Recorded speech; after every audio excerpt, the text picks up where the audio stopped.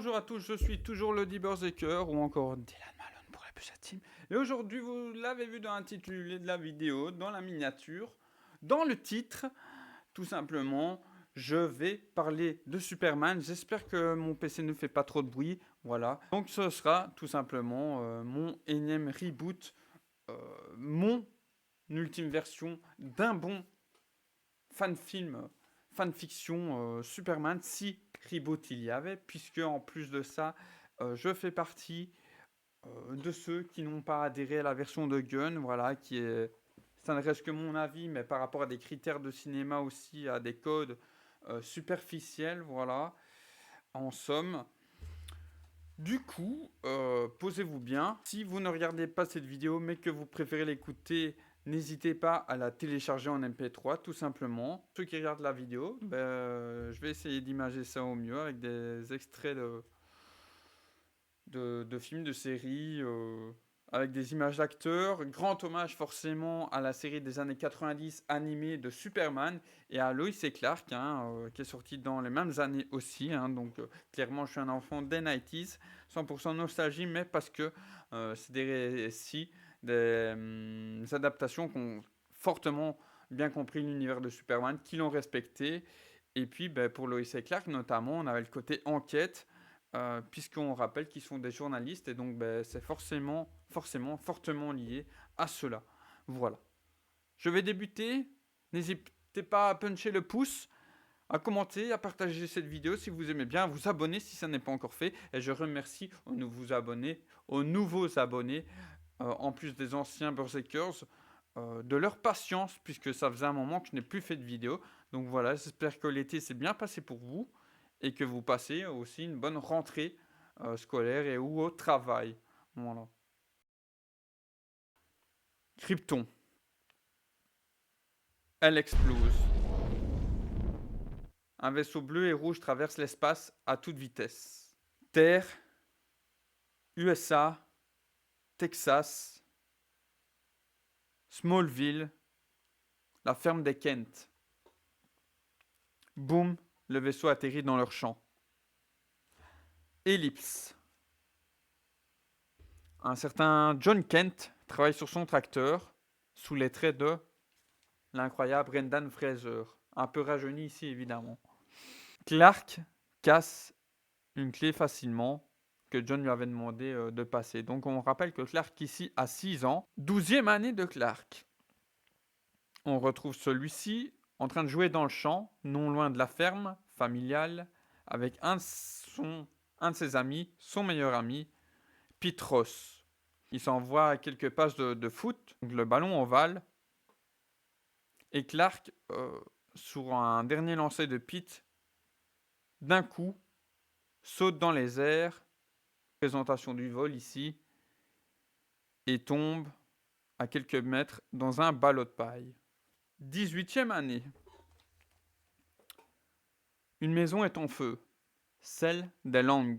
Une certaine jeune fille en sort de la maison, avec à ses côtés un certain Clark Kent. Cheveux noirs, mâchoire carrée, yeux bleus évidemment. Dans la maison, il est intervenu aussi en utilisant son super souffle, pouvoir qu'il a découvert à ce moment-là, comme sa vision X, en cherchant les langues et Lana. En sortant de la maison, ils ont un échange visuel qui ne laisse pas les deux indifférents. Quelques secondes plus tard, John venu avec son petit pick-up, pourquoi pas, regarde Clark et comprend que les choses ont fortement changé. Ils ont une discussion dans la voiture qui sera terminée à la maison avec McKent, où ils disent qu'ils ont peur pour lui, peur que s'il soit pris par le gouvernement qu'il fasse diverses expériences. Enfin, le schéma classique pour ceux qui ont vu d'anciennes versions comme Lois et Clark notamment. Il y a une dernière brève ellipse de quelques semaines et là on le voit dire au revoir à son papa et sa maman avec un sac à dos et voler. Voilà, il quitte le domicile familial.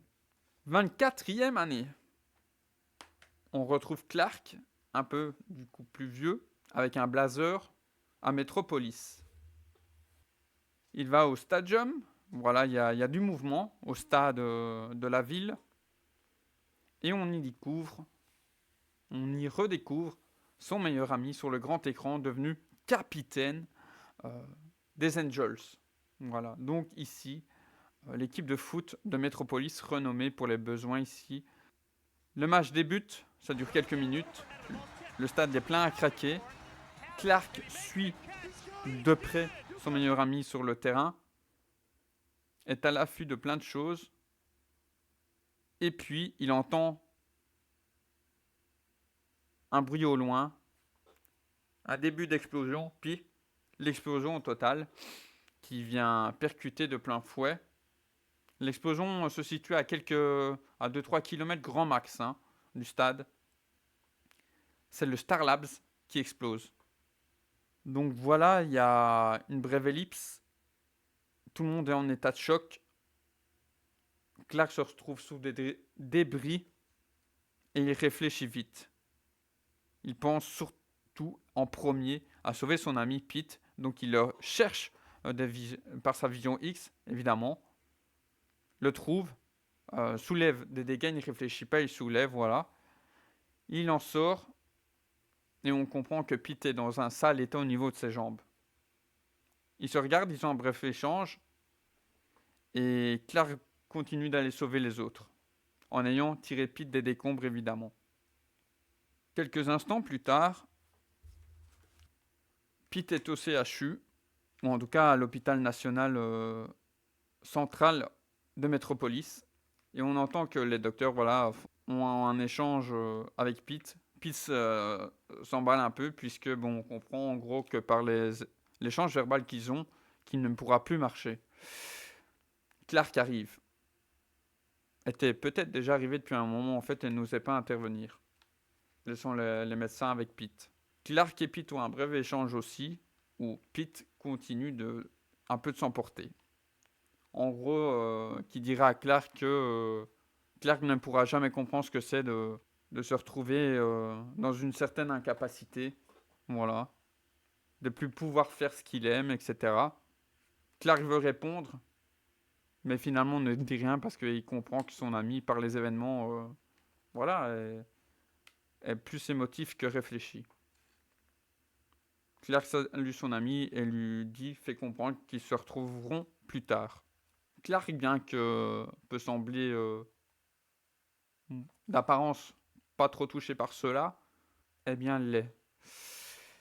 J'arrive vers une sortie en bas, donc il ouvre la porte, il regarde, c'est une ruelle un peu noircie, voilà, on est en début de soirée, pourquoi pas. Il regarde à gauche, à droite, et puis il s'envole, il disparaît. Au moment de son envol, un SUV à quelques pas, noir, blindé, la vitre baissée, une silhouette étrange, musclée, regardait au loin. L'homme se retourne dans la voiture, face à son conducteur, qui est du coup plus devant lui, et dit « Merci, je veux tout ce que vous pouvez trouver sur ce mystérieux individu. » En somme. Introduction de Lex Luthor. Fin de l'acte 1. On retrouve Clark dans un bâtiment qui nous est familier, où il y a plein de reporters. Je parle bien évidemment du Daily Planet. Pour le coup, il a des lunettes et est mieux habillé, se tient un peu plié sur lui-même, sans trop en faire non plus. Et pendant qu'il monte les étages, dans l'ascenseur, lit les notes de son paternel, voilà, de ses parents. En gros, courage à toi, Clark, pour ton nouveau travail. N'oublie pas de faire attention à toi, de rester prudent, etc. Il arrive à l'étage principal. C'est vivant, voilà. Il y a de la vie. On sent qu'il y a des employés qui sont occupés à travailler. C'est un open space, voilà. Il y a de la conversation, etc. Tout va. Et puis, il arrive au bureau de Perry. Perry le reçoit pendant son échange avec Perry est un peu maladroit. Il fait tomber une tasse, il est un peu timide, etc. Perry le bouscule un peu verbalement, et puis Clark reprend un peu confiance en lui, parce que Perry lui demande en gros, voilà, pourquoi vous êtes ici, etc. Donc Clark s'exprime davantage, etc. Qui va enquêter notamment sur ce qui s'est passé lié au Star Labs et tout. Perry n'est pas contre son...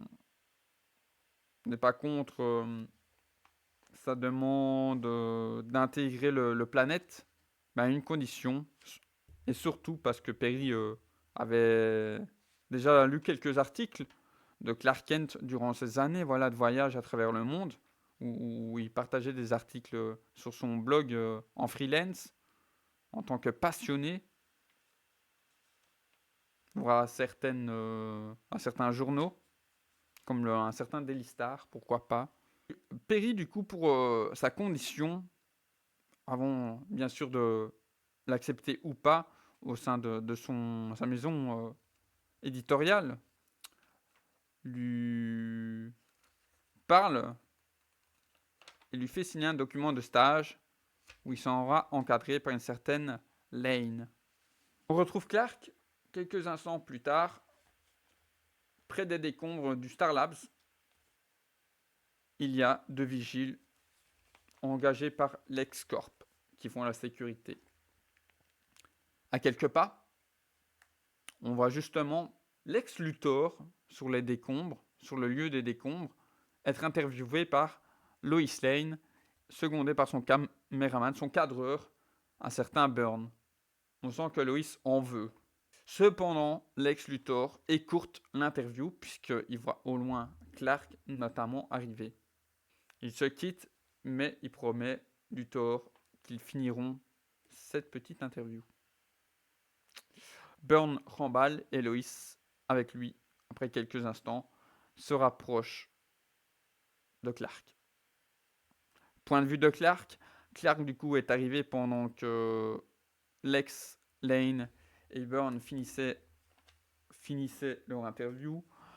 De l'entrée, je vous ai dit il y a 2 vigiles, mais il y a surtout aussi un petit rouquin qu'on a pu entrevoir vite fait quand Clark postulait il y a quelques instants dans le bureau, arrivé au bureau du planète principal. Un petit rouquin ici du coup, avec un appareil photo autour de son cou, un peu habillé nerd, voilà, avec un pantalon un peu trop petit serré pour lui, un t-shirt avec pourquoi pas l'équipe de baseball de la ville, etc. Et du coup, voilà, rencontre Clark, qui se salue, etc. Ouais, voilà, moi c'est Jimmy, James, tu peux m'appeler Jimmy, etc. Voilà, classique. Luthor arrive, les salue, parce que les vigiles ne voulaient pas les laisser rentrer, même si Jimmy montrait sa carte et Clark cherchait la sienne. Luthor les salue et du coup serre la main à Clark et remarque qu'il a une certaine bonne poigne. Voilà. Premier échange visuel entre les deux futurs Némésis. Luthor part, embarque dans son SUV noir, conduit par Mercy. Quelques instants plus tard, je vous ai dit, Lois s'était rapproché avec son cadreur. Le cadreur part, puisque il a fini sa journée pour le moment. Et du coup, Lane, pour saluer la première fois Clark, va l'appeler Smallville, en haut. Voilà, parce qu'elle aussi avait lu ses articles. Voilà, on les voit commencer à enquêter. Jimmy à prendre quelques photos. Lois occupé à parler. Et Clark occupé à prendre des notes. C'est un petit... je crois qu'on appelle ça time-lapse. Où du coup, c'est un enchaînement de plans, de scénettes, voilà, où on les voit enquêter au sein de la ville, discuter avec des gens, etc. Où Clark, on voit que est apprécié déjà par les métropolitains, voilà, on va dire ça, etc. Où on voit dans sa gestuelle qu'il a bon cœur. Pourquoi pas d'ailleurs en caméo qu'on les verrait passer sur un fameux port, voilà, parce qu'il y a un barman très connu de l'univers de Superman. Et puis justement, on les retrouve dans un bar, pourquoi pas celui-ci, au début de soirée de cette journée-là. Et du coup, Jimmy finit par partir. Ils ont un bref échange tous les deux. Lois et Clark, voilà, ils finissent une phrase ou on commence une autre. Et un homme mystérieux rentre dans le bar. On le reconnaît vite fait, bien qu'il est un peu amélioré, euh, puisqu'il a des prothèses auprès de ses jambes, donc on voit à l'extérieur de son pantalon. C'est Pete Ross. Pete et Clark se divisent par leurs paroles, voilà. Clark essaye, euh, tant bien que mal, de le prévenir que l'ex-corp Luthor est mal intentionné. Pete ne veut rien en savoir. Lois est compatissante envers Clark par rapport à la situation. On les retrouve plus tard, pourquoi pas le lendemain ou quelques jours plus tard, aux planètes. Lois, Clark et Jimmy voient des photos, analysent les photos, des morceaux d'articles, soit en format papier ou sur ordinateur, et ils voient sur une photo les financiers scientifiques principaux du Star Labs de Metropolis. Et dans ceux-ci, un certain Lex Luthor. Un Nyborg Fawn, donc pour ceux qui connaissent l'univers d'ici, vous voyez de qui je parle. Mais on ne s'attarde pas sur lui-ci. Il a un visage qu'on nommera par la suite. Lois reçoit un appel quelques instants plus tard un Dick. Un des hommes sur la photo, un certain Albert Michael, qui avait disparu depuis l'explosion, aurait été vu il y a peu dans un bar du South Side, donc du quartier un peu pauvre de Metropolis. Ni une ni deux, Lois et Clark s'apprêtent et y vont.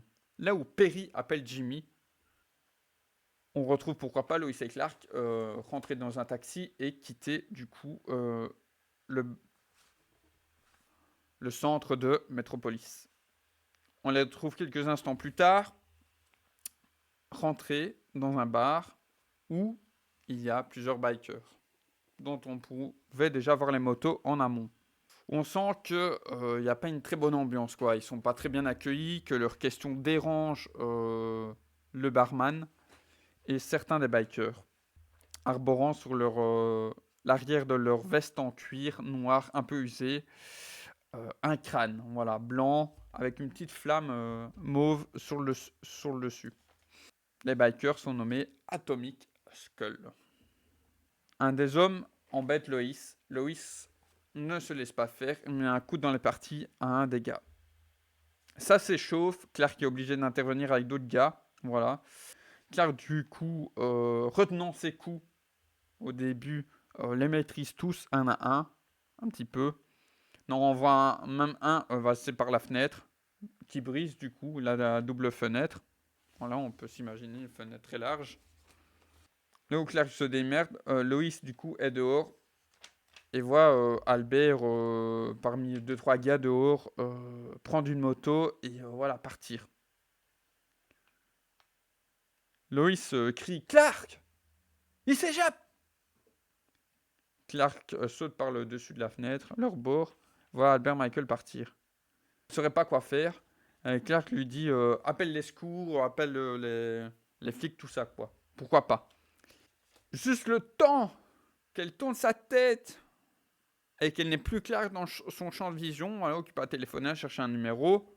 Clark, ni une ni deux, comme plus tôt dans ce récit,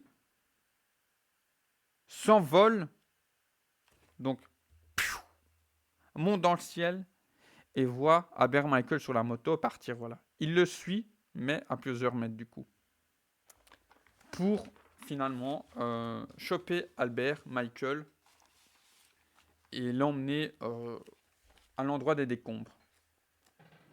Il fait calme. On a vraiment des plans, par exemple, on peut s'imaginer large, un peu duel western, où on a Clark d'un côté et Albert Michael de l'autre à quelques pas. Clark veut parler, mais Al se fâche, malgré lui, dépassé par la situation, et dégage une aura mauve, un peu... cette aura un peu Saiyan, voilà, on va dire ça pour ceux qui ont vu Dragon Ball. Ils finissent par se battre. Clark tente bien que mal de calmer Albert Michael. Clark a perdu ses lunettes pendant le combat, évidemment. Il se retrouve dans les airs, etc. On voit que Albert Michael, voilà, a des pouvoirs, d'une certaine manière, est devenu un méta-humain, donc vole à une force surhumaine, euh, fait, fait des boules d'énergie nucléaire, ce genre de choses. Les autorités arrivent sur le sol avec Loïs, Jimmy, et pourquoi pas Burn, le cadreur de Loïs, mais elle lui dit de ne pas filmer. Donc on a Albert Michael et Clark dans le ciel. Clark finit par faire une clé de bras à Albert Michael, voilà, et à le rendre inconscient.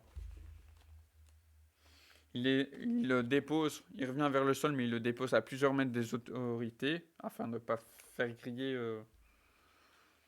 son identité. Et il repart dans le ciel.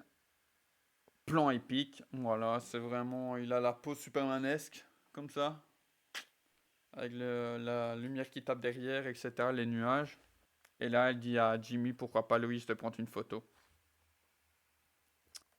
On peut s'imaginer que quand Clark dépose Albert Michael, qui disent on va trouver une solution, etc., je vais t'aider. Voilà. Et puis, son petit moment dans le ciel où il regarde, prise de la photo par Jimmy, il part. On ne s'attarde pas sur la prise d'Albert Michael par les autorités, etc. On retrouve Clark en train de voler. Il est arrivé au pôle Nord.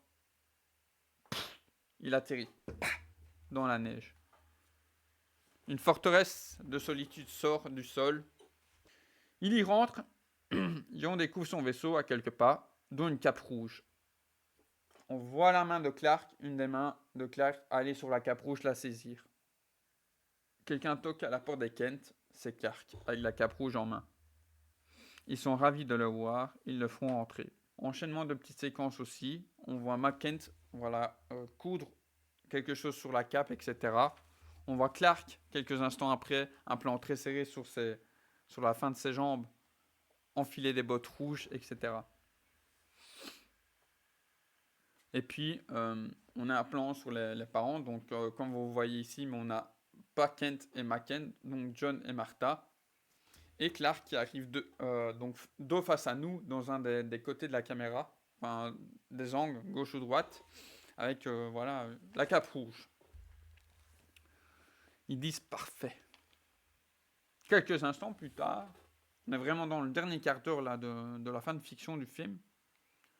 Luthor regarde ses écrans, puis est appelé une fois, deux fois par Pete. Pete Ross, en costume cravate évidemment. Il se retourne, il revient, il marche un peu, il vient à son bureau et il fait Pete, il est là. Luthor se retourne, un peu stupéfait. Superman en costume est là. Derrière la vitre, en plein vol. Stoïque, fort, confiant. Il toise Luthor du regard. Luthor ouvre sa baie vitrée automatiquement. Ou Pete, Clark est là. Il le confronte verbalement. On se retrouvera, Luthor. Ce n'est que le début. Ou quelque chose comme ça. Voilà, imaginez une phrase courte comme ça, épique, où on comprend que Clark sait que c'est lui, derrière tout ça, et lui dit qu'il finira par être arrêté. Clark s'en va, Superman, et Luthor se retourne vers Pete. Alors, Pete, qui est ce cher Clark Kent? Tintintin. On pense que c'est fini. Fondu au noir pendant quelques instants. 5 secondes environ, pourquoi pas. Et puis il voit apparaître sur l'écran plusieurs articles, dont un principal jeté à l'écran comme ça. Qui est ce mystérieux sauveur? Cet ange de Métropolis, ce Superman. En gros titre, avec la photo de Jimmy, en format paysage. Et on voit l'article signé par Lois Lane. Fin. J'espère que cette fanfiction vous aura plu, parce que j'ai réécrit aussi celle de Batman, que je vous donnerai dans plusieurs semaines. Normalement, on est le 14 septembre, ou un peu plus tard, en fonction du montage que j'ai fait. J'espère que ça vous a plu. N'hésitez pas à puncher le pouce, à me dire ce que vous avez pensé de ce récit. À me dire vos lectures préférées de Superman, vos adaptations préférées de Superman, que ce soit film, série, animé. C'est ma vision d'un bon film Superman. Je pense que ici, avec les énièmes fois d'avoir écrit ce récit, que j'ai été davantage à l'essentiel.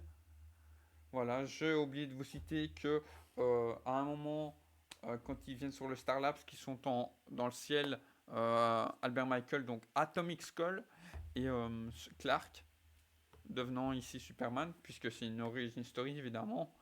Et avant que les autorités arrivent, que on a un petit flash, un éclair, voilà, jaune et noir, qui était apparu vraiment 3 secondes. Voilà, donc ça c'est le genre de truc, si on n'est pas attentif, on ne remarque pas en visuel. Et qui donc est le caméo de Eber's Phone, Reverse Flash. Voilà. Donc voilà, évidemment, je vous spoil, mais Clark, tout ça, pense que c'est Luthor qui est derrière tout ça, en partie, mais pas que. Je vous fais la bise, portez-vous bien et lisez des comics. Superman.